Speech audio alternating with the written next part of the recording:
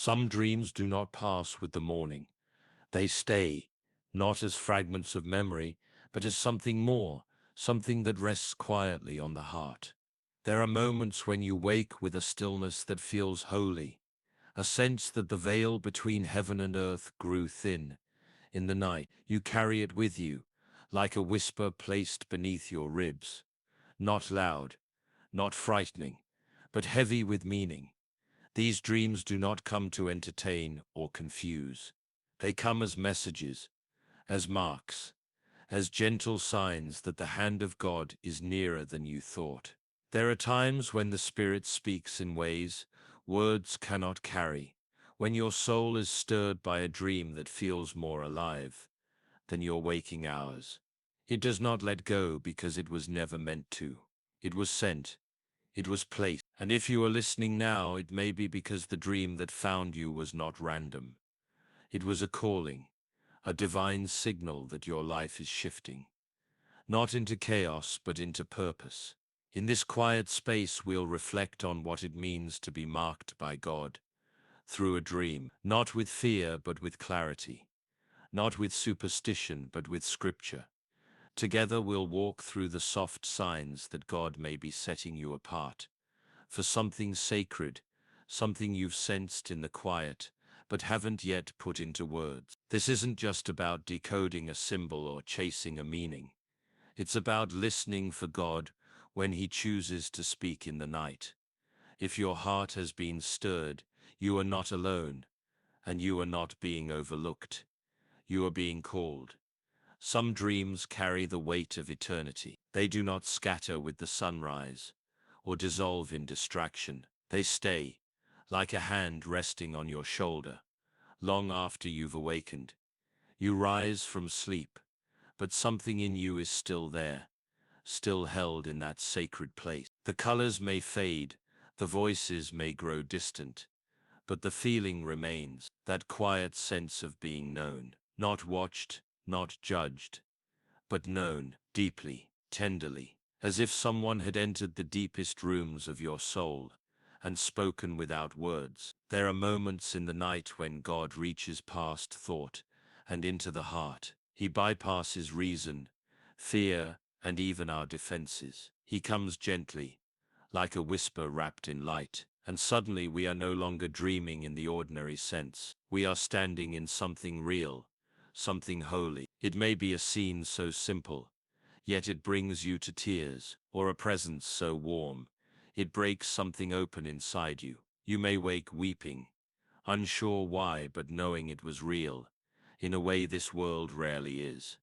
Scripture says God speaks once, yea twice, yet man perceives it not. In a dream, in a vision of the night, when deep sleep falleth upon men, there is mystery in how God speaks, not always in thunder, not always with words, but often with presence. When Joseph dreamed, he saw more than symbols. He saw direction, identity, destiny. It was through dreams that God showed him the path, long before the path became visible. This kind of dream is not about decoding symbols or seeking signs. It is about the deep recognition of God's nearness, the sense that someone greater is calling you by name in the stillness. The dream may show no face, it may give no answer, and yet it leaves a mark, a tenderness, a pulling in your spirit that won't let you go back to sleep, even long after morning has come. When God is drawing near, the soul knows, the heart becomes quiet, not in fear, but in awe. Something within you understands, even without knowing how. These dreams are not interruptions. They are invitations. They are moments when heaven leans close and leaves the scent of something eternal in the air. Not every dream carries this, but when one does, you will know. It is not memory, it is mercy, and it may be the beginning of being marked. There are dreams that do not comfort, not in the way we often expect. They do not leave peace behind like a soft blanket. Instead, they stir something deeper, a longing, a restlessness, a sense that something is shifting beneath the surface. You wake not with answers, but with questions that echo like quiet thunder. Who am I becoming? What is God saying in this hour of my life? These dreams do not frighten the soul, they awaken it. They do not bring chaos, but they do bring change. Like the flame that appeared to Moses in the desert, they burn with holy fire, yet do not destroy. They unsettle, not because they are cruel, but because they call something sacred forth from within. When Moses turned aside to look at the bush that burned without being consumed, he was not given a clear roadmap. He was given a moment, a holy disturbance, that would mark him forever. Some dreams are like that fire. They don't let you go back to who you were. They stir questions that won't sleep. They bring no full explanations, but they leave a sense of being pursued by something holy. God often uses discomfort to call his people, not punishment, but prompting, a shifting in the soul that says, there is more for you than what you see now. In these moments it is easy to resist, to try and make the feeling go away, but the longing will return, because it is not from the world, it is from the Spirit. It is not meant to harm, it is meant to awake. The ache you feel may be the stretching of the soul, preparing to carry something new, a calling, a purpose, a closeness to God that will not come through comfort alone. When God begins to stir a person through dreams, it often comes with this hidden tension, a beautiful discomfort. It's not confusion, it's invitation, not fear, but fire, a fire that burns with love, a fire that calls your name from within the wilderness of sleep and says, come closer, take off your shoes. The ground beneath you is holy. You may not understand what is beginning, but something has already shifted, and it is sacred.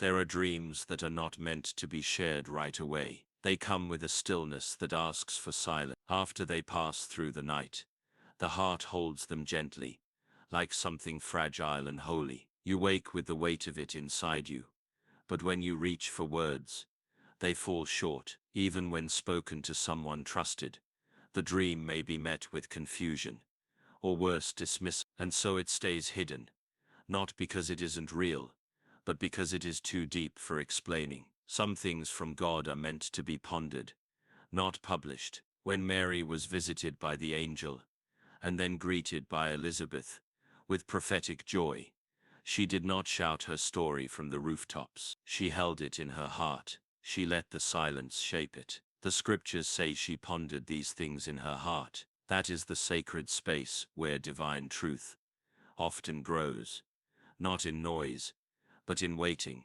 There is a kind of dream that lingers, not in the mouth, but in the soul. It carries with it a hidden promise, a whisper that says, this is for you and for the time not yet arrived. God marks people quietly. He speaks in ways meant only for those who are willing to carry mystery. When a dream is followed by silence, it may not be because nothing is happening. It may be that everything is beginning.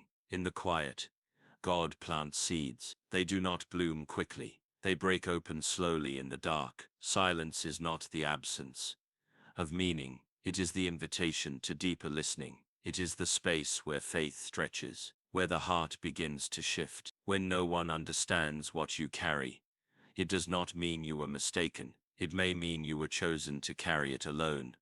For now, the world often seeks loud signs, but God often moves in whisper. He calls people in the still places, and when he marks a soul for something sacred, the confirmation is rarely public. It is personal, private, set apart. If your dream was followed by silence, take heart. That silence may be the shadow of something holy, taking root, something not yet revealed, but fully alive in the hands of God. Some dreams do not meet us in our strength. They find us in our weakness, in the places we try to hide, in the parts of ourselves we have quietly disqualified. When God marks someone, he does not begin with pride or performance. He begins where grace is most needed, where the heart feels small, where the voice feels unworthy, and yet he speaks anyway. Gideon was hiding when the angel of the Lord called him mighty man of valor. He did not feel mighty. He did not see what God saw, but God was not calling out what was already visible. He was naming what had been hidden by fear. Later God gave Gideon a dream, A strange dream of a piece of barley bread rolling into an enemy camp and bringing victory. Not a sword, not a chariot. Just bread. Simple. Poor. Overlooked. And yet, it was enough. When a dream from God touches a place of weakness, it may be a sign that He is choosing to work through it, not around it. The dream may stir old insecurities. It may awaken doubts long buried, but it also brings a quiet, undeniable knowing. God sees me, even here, especially here.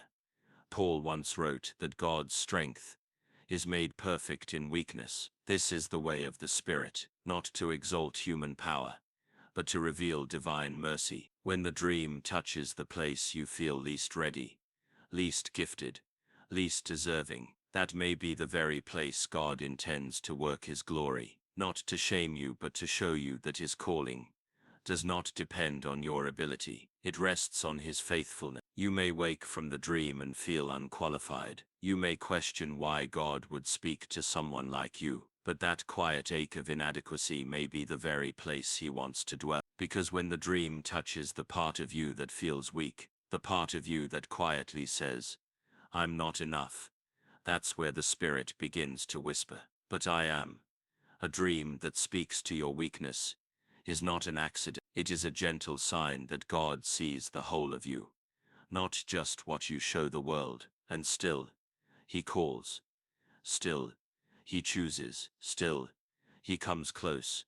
There are dreams that do not bring rest. They wake something in the spirit that cannot be silent. They leave you looking at your life with new eyes, not because something is broken, but because something is beginning. A dream like this doesn't fit into the patterns you've known. It doesn't settle into comfort. It stirs the soul with a quiet urgency, not to panic, but to move, to step forward into something unseen. When God called Abraham, it was not with a map, it was with a voice. Leave your country, your people and your father's house, and go to the land I will show you. Nothing familiar remained, only a promise. The kind of promise that requires trust deeper than logic. The kind of calling that begins in the dark, with a dream, a whisper, a nudge that won't leave you alone. Some dreams come like this. They unsettle the familiar. They make old things feel too small, not because those things were wrong,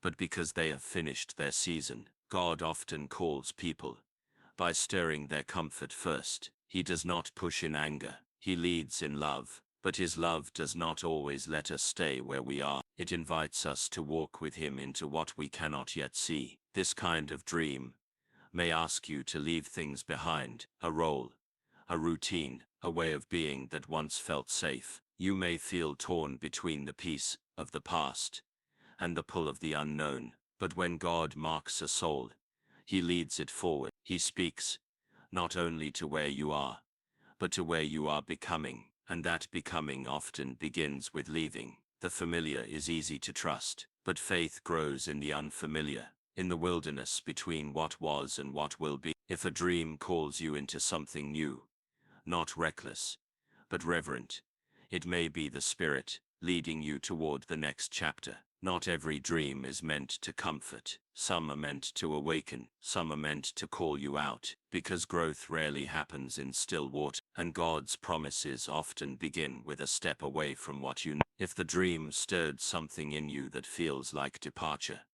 don't be afraid. The road may be unknown, but the one who calls you walks ahead, and He does not lead His children into the unknown without reason. He leads them into promise.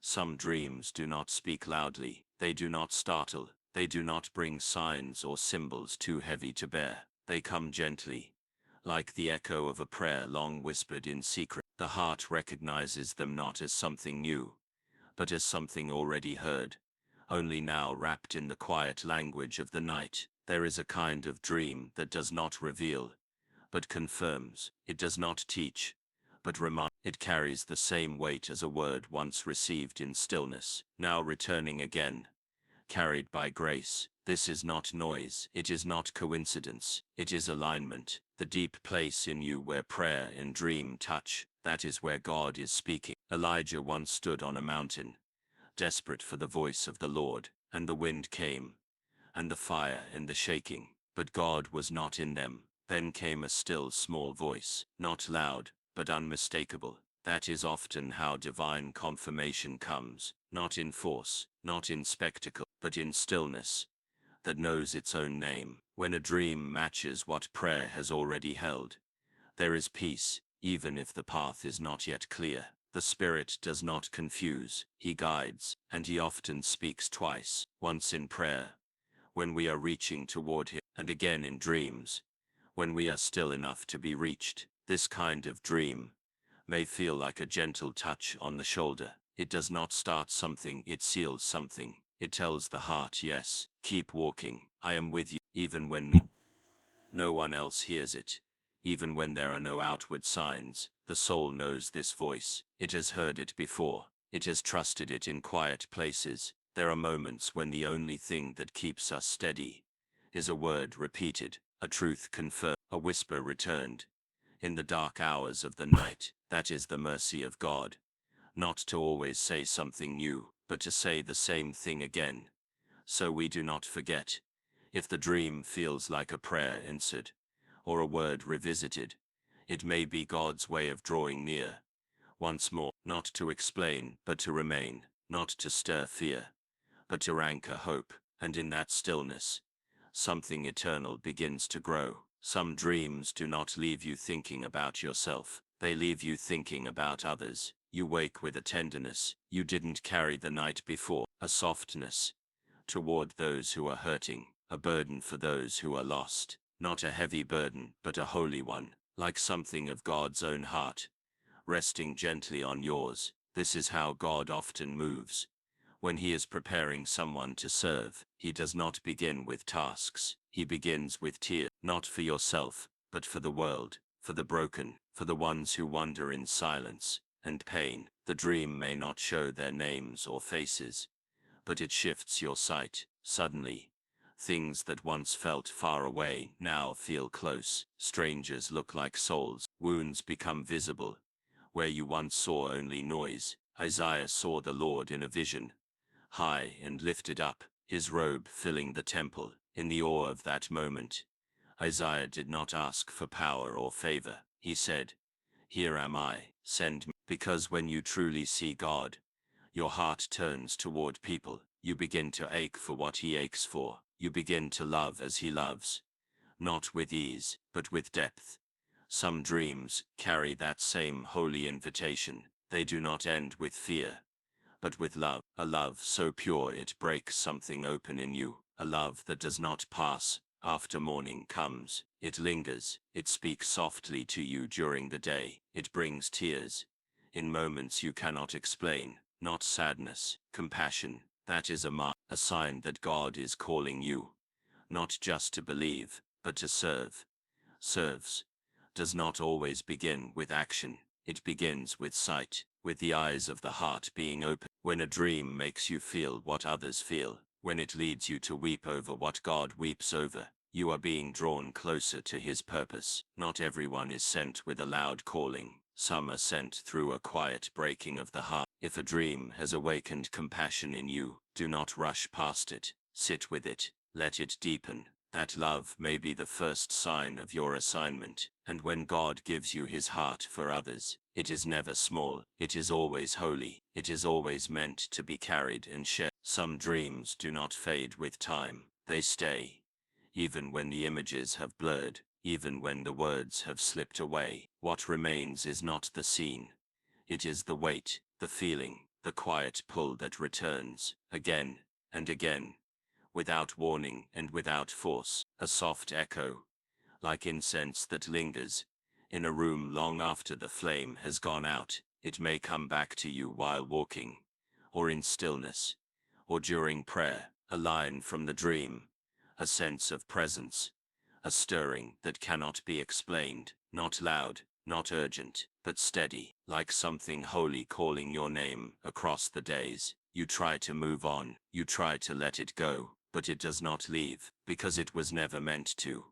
Some callings do not shout, they do not rush, they wait, they return in silence, again and again, until the soul begins to listen. This is one way God marks a heart, not through pressure but through persistence, not through fear, but through love that does not withdraw. His voice is often like still water. It does not demand attention, it draws it. When God speaks through a dream, it often begins quietly, but it does not disappear. It stays near the edges of your thoughts. It waits in the pauses. It speaks when everything else is quiet. This is not imagination, it is the Spirit, gently keeping your heart open. The dream may not unfold all at once, but its presence is steady, like the first light of dawn before the sun has fully risen. Jacob wrestled in the night and limped into the morning. He was marked not by vision alone, but by encounter. When God speaks, he does not just leave a memory, he leaves a change. The dream that won't let go may be the sign that something eternal has already begun to take root in you. If it keeps returning, don't rush to explain it. Let it speak. Let it shape you. Some dreams